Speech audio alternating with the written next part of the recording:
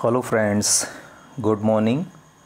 आज हमने जो टॉपिक लिया है उसके अंतर्गत है vector space isomorphism. Vector space isomorphism क्या होता है, इसकी हम सबसे पहले क्या करेंगे, डेफिनीशन सीखने वाले हैं। और डेफिनीशन सीखने के बाद हम लोग इस पे एक एग्ज़ाम्पल करेंगे जिससे कि आपको सारी चीज़ें क्लियर हो जाएं। ठीक है। तो वेक्टर स्पेस आइसोमॉर्फिज्म में क्या होता है, अगर आपने लीनियर ट्रांसफार्मेशन का वीडियो आपने नहीं देखा है, जिसे हम एलटी बोलते हैं, तो आप जाके पिछला वीडियो देख लीजिए, जिससे कि चूँकि उसका भी इस्तेमाल यहाँ पे किया जाने वाला है, तो वहाँ से आपको लीनियर ट्रांसफार्मेशन की बात क्लियर हो जाएगी। फिर आप इस वीडियो को देख लेंगे तो वेक्टर स्पेस आइसोमॉर्फिज्म आपको बिल्कुल क्लियर हो जाएगा। ठीक है। तो आइए बढ़ते हैं कि वेक्टर स्पेस आइसोमॉर्फिज्म होता क्या है, इसको हम किस तरीके से डिफ़ाइन करते हैं और किस तरीके से एग्ज़ाम्पल के सहारे हम इसको समझ सकते हैं। तो इसमें दो चीज़ें आपको बेसिकली होनी चाहिए। जैसे वहाँ पे लीनियर ट्रांसफार्मेशन बताया गया था कि दो वेक्टर स्पेस होते हैं, उनके बीच में एक मैपिंग होती है। तो बिल्कुल सेम टू सेम वही लॉजिक यहाँ पे भी होने वाला है कि हम क्या करेंगे, एक लीनियर ट्रांसफार्मेशन लेंगे T from one vector space over F to another vector space suppose you over F. ठीक है, खूब ध्यान से इस बात को समझ लीजिए। Let T from V over F to U over F be a linear transformation, be a linear map बोल दीजिए या ट्रांसफॉर्मेशन बोल दीजिए, बी अ लीनियर मैप। ठीक है। then this linear transformation is said to be, then this linear map is said to be a vector space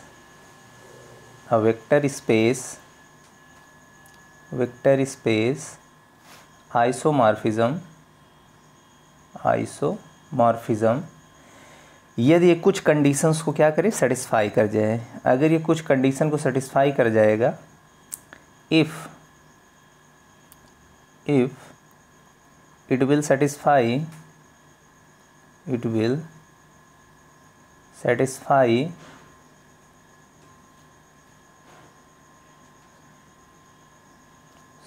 the conditions। अब वो कौन कौन सी कंडीशन है, आइए हम यहाँ पर देखते हैं। सबसे पहली जो कंडीशन है वो मित्रों ये है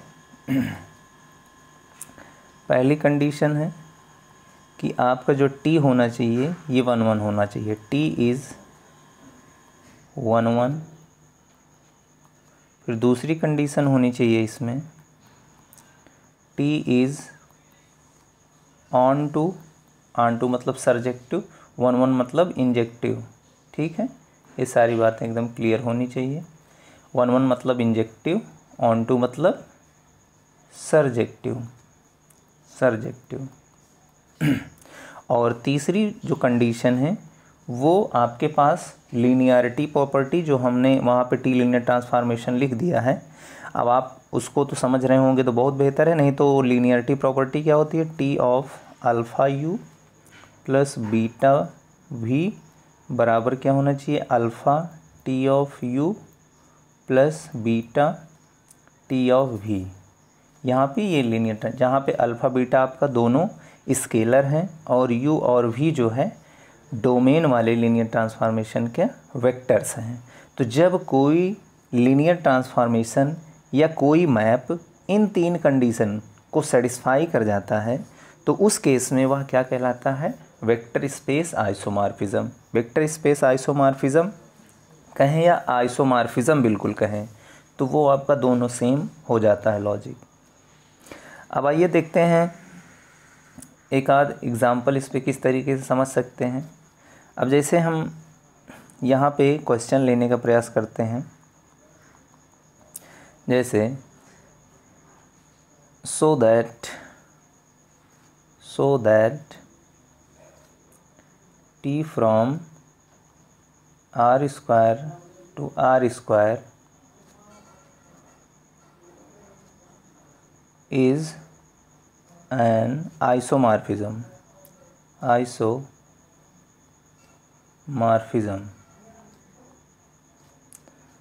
such that t आपका जो डिफ़ाइन किया गया है t of x comma y बराबर, ये आपको डिफ़ाइन किया है x plus y comma x minus Y.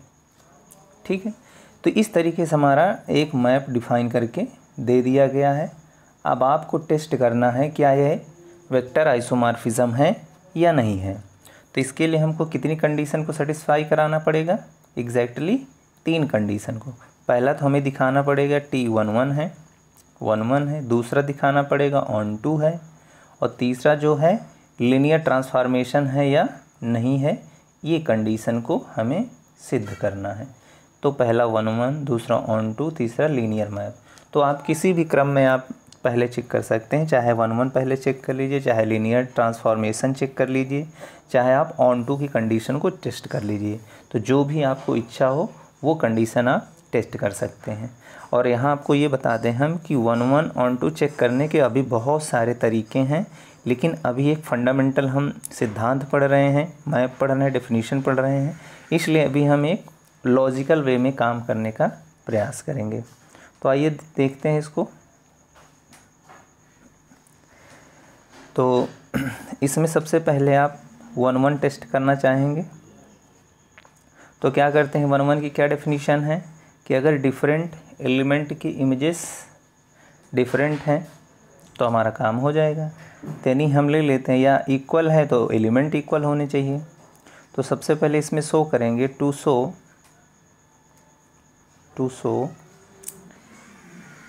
Late T of u comma बराबर टी ऑफ v हमने ले लिए, जहाँ मतलब 2 एलिमेंट के इमेजेस हमने क्या कर लिए, इक्वल कर लिए, जहाँ से u और v कहाँ से होंगे, डोमेन वाले वेक्टर स्पेस यानी v ओवर f से होंगे। अब देखो डोमेन वाला वेक्टर स्पेस क्या है, r स्क्वायर है, यहाँ पे डोमेन भी r स्क्वायर है और को डोमेन भी r स्क्वायर है।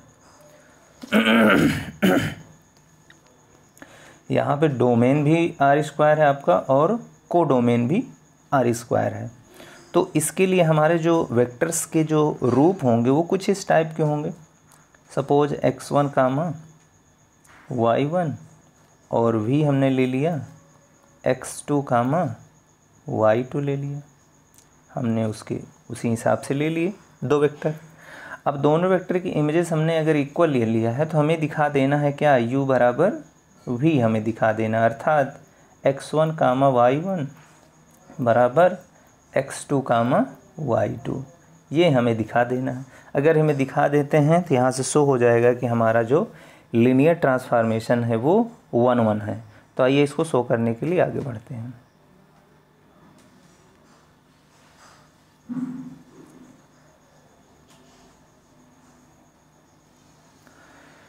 अब यहाँ पे हमको दिखाना है 1 तो चलिए देखते हैं इसको।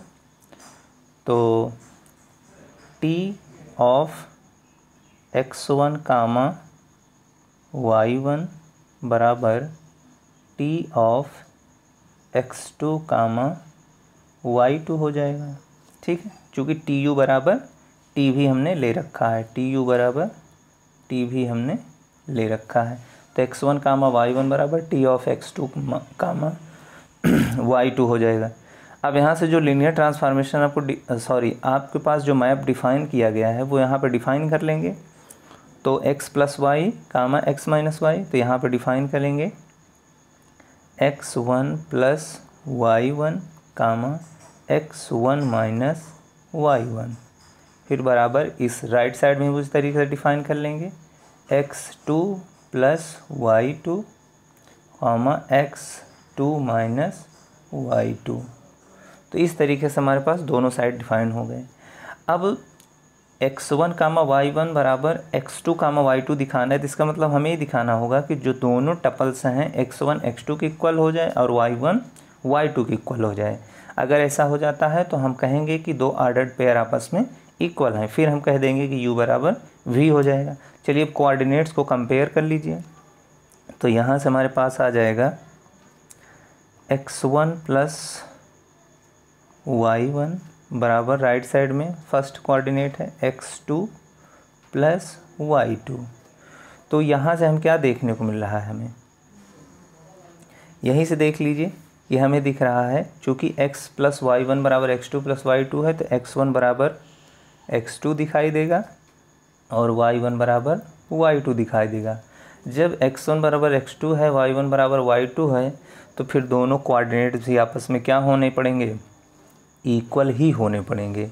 तो इस तरीके से हम यहाँ पे इस नतीजे पर पहुँच जाते हैं कि हमने जो ले रखा था दो ऑर्डर्ड पेयर वो हमारे इक्वल हैं। So this implies that x1 comma y1 बराबर x2 comma y2।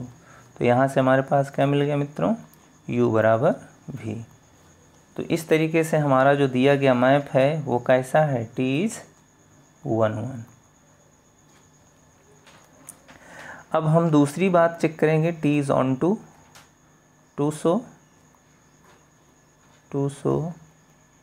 t is on to.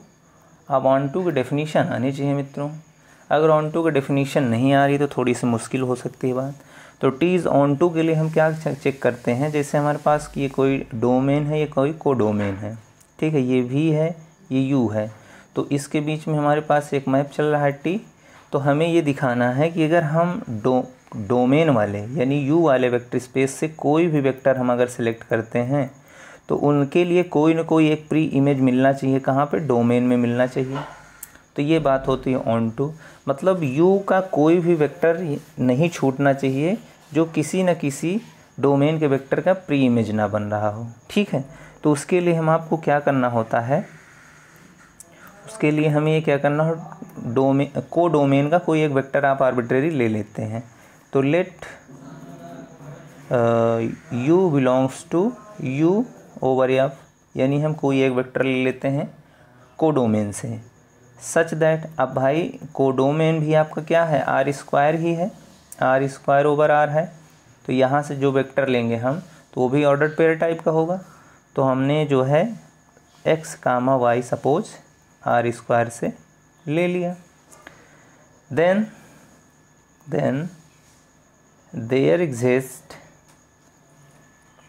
A vector, ये इसकी डेफिनेशन लिखी जाती है, the vector v belongs to v भी क्या है, आर स्क्वायर है, such that t of v बराबर u। और ये हम क्यों लिख पाएंगे, क्योंकि हमारे पास डोमेन भी आर स्क्वायर है और कोडोमेन भी आर स्क्वायर है, ठीक। तो अगर हम डोमेन से कोई भी ऑर्डर्ड पेयर वाला वेक्टर लेते हैं तो जो हमारा मैप दिया गया है वो भी एक ऑर्डर्ड पेयर को ही जनरेट कर रहा है, क्योंकि हमारे पास जो है दिया गया मैप है x कामा y बराबर x plus y comma x minus Y है। तो यहाँ देखिए, यहाँ पे भी फर्स्ट टपल है और सेकंड टपल है। तो इस तरीके से आप कोई भी वेक्टर या ऑर्डर्ड पेयर लेते हैं कोडोमेन में तो उसके करेस्पॉन्ड्स 100% एक वेक्टर ज़रूर मिलेगा जो ऑर्डर्ड पेयर को ही प्रोड्यूस कर रहा है। तो इसलिए हमारा जो कोडोमेन का वेक्टर होगा एक भी छूटेगा नहीं जिसका प्री इमेज डोमेन में ना मिल रहा हो, ठीक है मित्रों। तो इसलिए हमारा जो मैप भी क्या हो जाएगा, ऑन टू हो जाएगा, इसलिए हमारा मैप क्या हो जाएगा, ऑन टू हो जाएगा। तो इस तरीके से हमने ऑन टू चेक कर लिया। अब बात आती है लीनियरिटी प्रॉपर्टी चेक करने की। लीनियरिटी प्रॉपर्टी चेक करने का आसान सा तरीका आप लोगों को हमने बताया भी है और शायद ये भी एग्जाम्पल हमने लिया भी है। तो जैसे अगर हमको t को दिखाना है, तीसरा केस कि लीनियर है कि नहीं, तो हमें दिखाना होता है t of alpha u plus beta v बराबर alpha t of u plus beta t of v। हमें ये दिखाना होता है for all u v belongs to domain वाले वेक्टर स्पेस में जाए और अल्फ़ा बीटा हमारा कहाँ जाए, ये हमारा फील्ड स्केलर से जाए। तो इस तरीके से हम इस्तेमाल करते हैं। अब देखो यहाँ पे टी हम वी जो है आर स्क्वायर है, वी आर स्क्वायर है और यू भी आर स्क्वायर है, ठीक है। तो हम डोमेन से दो वेक्टर लेंगे, उनको लीनियरिटी प्रॉपर्टी के सहारे हम काम करते चले जाएंगे। तो आइए उस बात को देखते हैं।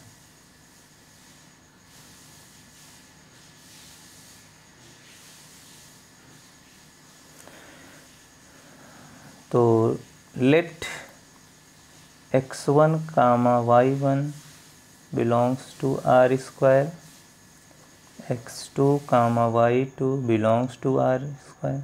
हमने दो वेक्टर ले लिया, अल्फ़ा बीटा ले लिया हमने दो स्केलर आर से। अब हमें अल्फ़ा, इसको u मान लीजिए और इसको v मान लीजिए, जिससे थोड़ी सी क्लियरिटी रहेगी। तो अल्फ़ा u कितना हो जाएगा, अल्फ़ा x1 कामा अल्फ़ा y1 हो जाएगा, बीटा भी कितना हो जाएगा, बीटा x2 कामा बीटा y2, ठीक। अब हम लोग alpha u plus beta v निकालेंगे, alpha u plus beta v निकाल लेंगे, ठीक है। और उस पर मैप को ऑपरेट कर देंगे, मैप को ऑपरेट कर देंगे। तो चलिए T of alpha u plus beta v, तो यहाँ से हो जाएगा T of alpha u, coordinate wise addition and multiplication करेंगे तो हमारे पास आ जाएगा alpha x1 plus beta x2 हो जाएगा। फिर कॉमा करके आएगा alpha y1 plus beta alpha, यहाँ पर देख लीजिए पीछे आके थोड़ा सा। अब देखो alpha x1 plus beta x2 हो जाएगा और comma alpha y1 plus beta y2 हो जाएगा। Alpha x1 plus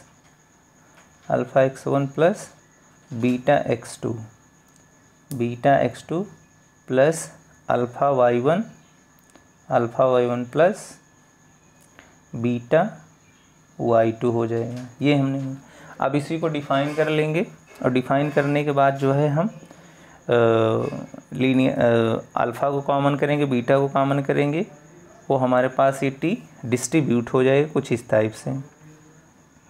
alpha u plus beta v बराबर alpha T of u plus beta T of v, इस फॉर्म में हो जाएगा।